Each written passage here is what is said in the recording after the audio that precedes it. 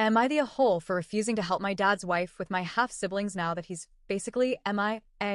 Hi Reddit, this has been weighing on me for a while now, and I honestly don't know how to feel about the whole situation anymore. I've talked to friends and my mom, but it all still feels too messy and personal. So here goes. I'm a 16-year-old guy, and my parents got divorced when I was just 2 years old. I don't remember the actual divorce, but from everything I've gathered over the years, it wasn't particularly dramatic. Just two people who didn't work out and went their separate ways. For most of my life, I had a 50-50 custody schedule. 2 weeks with my mom, 2 weeks with my dad, switching back and forth. That was my normal for as long as I can remember.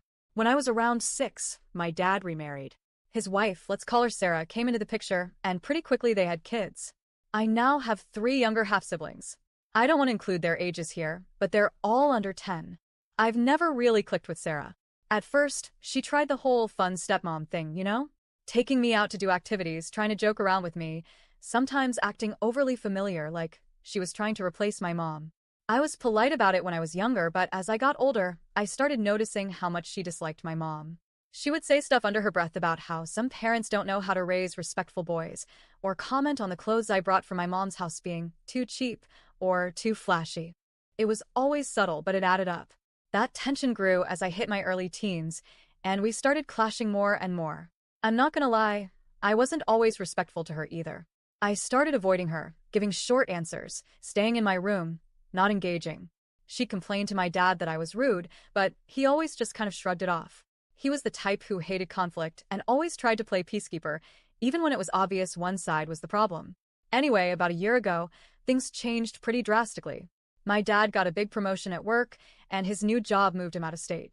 His base is now several hours away, and he's only home every few weeks. Since he wasn't going to be around regularly anymore, he and my mom agreed to change the custody agreement. Now, I live with my mom full-time, and I only see my dad when he comes back into town, which is maybe once a month, if that. Around the same time, my dad and Sarah separated. They're still legally married, but they don't act like a couple anymore. They don't live together full-time, and when my dad comes to town, sometimes he stays with her, sometimes he doesn't. No one's really given me the full story on that, and honestly, I haven't asked. I'm not super close with either of them anymore, especially now that I only see my dad once in a while. But here's where things started getting really weird. Sarah didn't take the custody change well.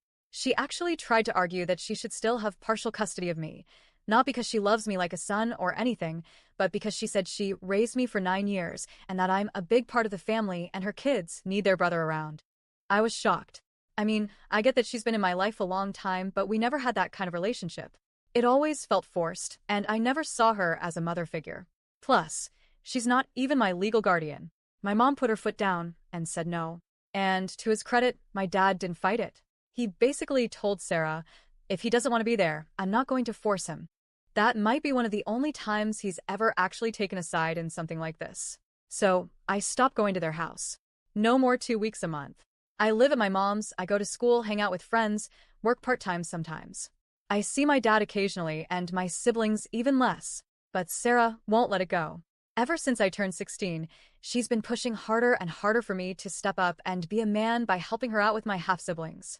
She keeps saying she's basically a single mom now and that I should help pick up the slack.